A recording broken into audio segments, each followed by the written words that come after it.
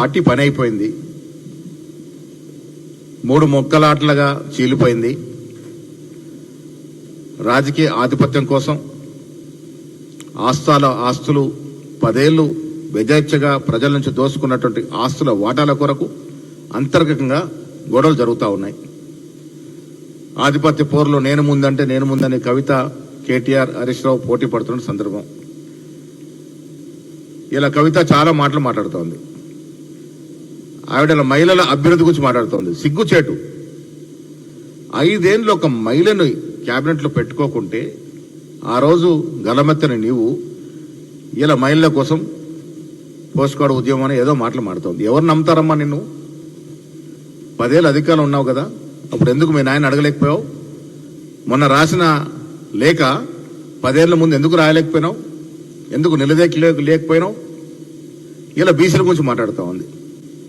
కృష్ణయ్య గారు అంటే నాకు అపారమైన గౌరవం. 30 ఏళ్లుగా నేను కృష్ణయ్య గారిని ఫాలో అవుతా ఉన్నాను. బీసీ ఉద్యమంలో ఆయనకైనా సాటే. ఆయన కవిత గారు కితాబిస్తా ఉన్నారు. ఏ రకంగా ఇస్తా ఉన్నారన్నా మీరు? ఏం చేసింది కవిత బీసీల కోసం? వీళ్ళ అధికారం పోయిన తర్వాత ఇలా బీసీల గురించి మాట్లాడితే ఎవరు ఒప్పుకుంటారు? ఏం చేశారు మీరు బీసీల కోసం? స్థానిక సంస్థల ఎన్నిక రిజర్వేషన్ తగ్గించి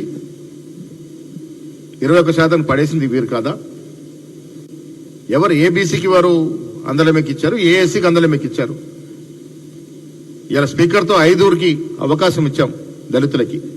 మీరు ఒకరంటే ఒకటి పెట్టి అర్ధరాత్రి తీసేసినట్టు పాపం రాజయ్య గారిని. ఇంతవరకు చెప్పలే ఎందుకు తీసేశారు అనేది.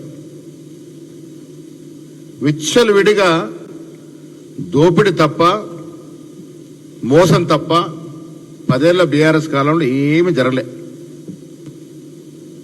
ఇవాళ మేము కేవలం రైతు సంక్షేమం మీద, వ్యవసాయం రైతు సంక్షేమం మీద 1,04,000 కోట్లు పెట్టామంటే మాకు రైతుల పట్ల ఉన్నటువంటి చిత్తశుద్ధి ఏంటో ప్రజలు అర్థం చేసుకోవాలి.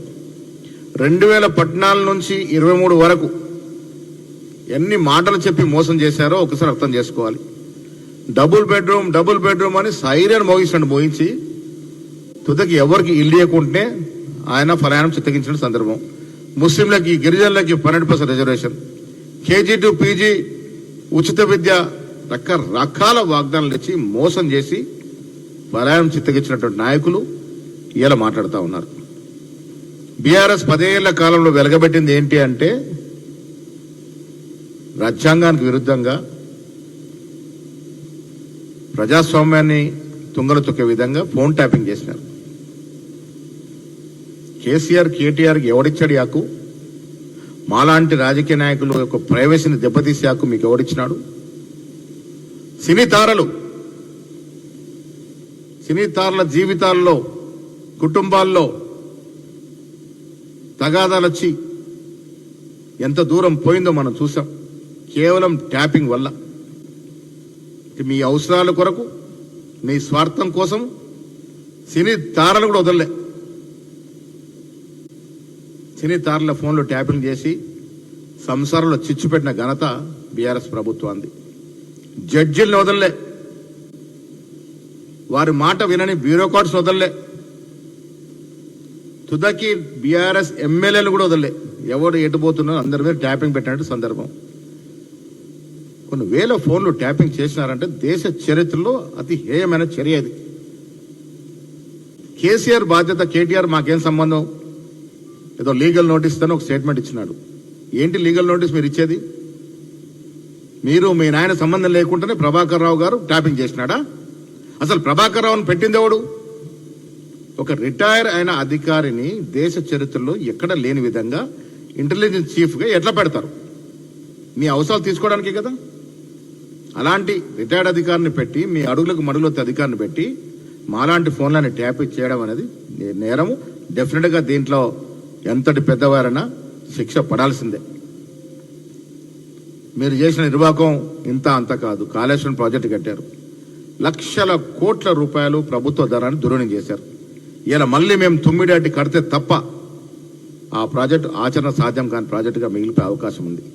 నాసి రకం కట్టడం వల్ల, కాంట్రాక్టర్ జేబులు నింపడం వల్ల బీటలు వారిపోతా ఉంది ప్రాజెక్టులు. ఒక్కటంటే ఒక్క ప్రాజెక్టు కూడా కంప్లీట్ చేయలే. ఇలా కాంగ్రెస్ ప్రభుత్వం వచ్చిన తర్వాత దక్షిణ తెలంగాణ, ఉత్తర తెలంగాణ ప్రాజెక్టులు మళ్ళీ పునర్జీవం పోసే ప్రయత్నం మా ప్రభుత్వం చేస్తూ ఉంది. 6.5 లక్షలు 7 లక్షల కోట్ల అప్పులో మీరు ముంచిపోయినా దాన్ని ఒకటొక్కటిగా సరిచేస్తూ కాంగ్రెస్ ప్రభుత్వం, రేవంత్ రెడ్డి గారు, బట్టి గారు, మంత్రివర్గం అంతా సుదీర్ఘ కష్టపడతా ఉంది. దాన్ని మేలు చేసే ప్రయత్నం చేస్తూ ఉన్నాం. చాలా విషయాల్లో 10 ఏళ్లుగా వారు చెయ్యని మోసం అంటూ లేదు. అందుకే కవిత మొన్న అన్నట్టుంది బీఆర్ఎస్ పట్లంతా దయ్యాలున్నాయని.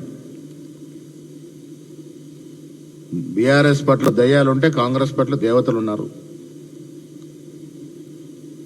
అందుకే సువర్ణ యుగం లాంటి పాలన నడుస్తూ ఉంది. ప్రజల కష్టాల్ని, ప్రజల బాగోగులను చూసే ప్రభుత్వం వచ్చింది కాబట్టి ఇవాళ వ్యవసాయదారులు కానీ, రైతు కూలీలు కానీ, ఎస్సీ ఎస్టీ బీసీ మైనారిటీలు కానీ, ఉద్యోగస్తులు కానీ, నిరుద్యోగులు కానీ అందరూ కూడా సంతృప్తిగా ఉన్నటువంటి ప్రభుత్వం అది నడుస్తూ ఉంది. ఇలా రోజు పత్రికలో ఉండాలని ఏదో మాట్లాడుతూ ఉన్నారు. హరీష్ రావు ఏదో మాట్లాడతాడు, కేటీఆర్ ఏదో మాట్లాడతాడు, కవిత ఉనికోసం ఆవిడేదో మాట్లాడుతూ ఉంది. మేము చాలా సందర్భాల్లో చెప్పాము. నిన్న ముఖ్యమంత్రి గారు సాక్ష్యంగా చెప్పారు, మీ 10 ఏళ్ల పాలన, మీ 10 ఏళ్ళు చేసిన అభివృద్ధి సంక్షేమం, మా 18 ఏళ్ల పాలన అభివృద్ధి సంక్షేమం మీద చర్చకు ఎక్కడికంటే అక్కడ సిద్ధము. అది రారు. సోషల్ మీడియాలో ఉన్నది లేనట్టుగా, లేనున్నట్టుగా అబద్ధ ప్రచారం. నేను రాష్ట్ర ప్రజలకి మీ ద్వారా విజ్ఞప్తి చేస్తా ఉన్నా, సోషల్ మీడియాలో వచ్చేది అంతా కూడా వాస్తవం కాదు. అభూత కల్పనతో సోషల్ మీడియా నడుపుతా ఉన్నారు. దయచేసి అర్థం చేసుకోండి. చాలా మంది తెలియని వాళ్ళు ఏదో ఫోన్లో రాగానే వాస్తవం అనుకుంటారు. 60% అబద్ధాలతో కూడుకున్న సోషల్ మీడియాని అసలు నమ్మొద్దు. వాస్తవాలు తెలుసుకోవాల్సిందిగా విజ్ఞప్తి చేస్తూ, నిన్న జరిగిన సమావేశంలో చాలా కీలకమైన నిర్ణయాలు వచ్చే ఎన్నికల గురించి కానీ, పార్టీ నిర్మాణం, నిన్న ఉపాధ్యక్షులు, ప్రధాన కార్యదర్శితో కూడా మీటింగ్ జరిగింది. అందరూ కష్టపడి పనిచేయాలని. ఇవాళ రేపటి నుంచి వారు క్షేత్రస్థాయిలో పోతా ఉన్నారు. ఈ నెల 4న ఖర్గే గారు హైదరాబాద్కు వస్తూ ఉన్నారు. వారితో పిఎస్ సమావేశం ఉంటుంది, ఎగ్జిక్యూటివ్ సమావేశం ఉంటుంది. సాయంత్రం మా గ్రామ కమిటీ అధ్యక్షులు, మండల కమిటీ అధ్యక్షుని వారు ఉద్దేశించి ప్రసంగిస్తారు. ఆ కార్యక్రమం ఉంటుంది.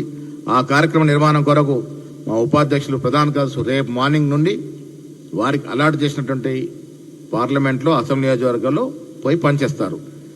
దీనికి తోడు నిన్న ముఖ్యమంత్రి గారు, ఉప ముఖ్యమంత్రి గారు ఈ రాష్ట్రంలో జరుగుతున్న అభివృద్ధి సంక్షేమం గురించి అటు పిఎస్సిలోను, మా పార్టీలో అత్యున్నత బాడీ అయినటువంటి పొలిటికల్ అఫైర్స్ కమిటీలో వివరించడం జరిగింది.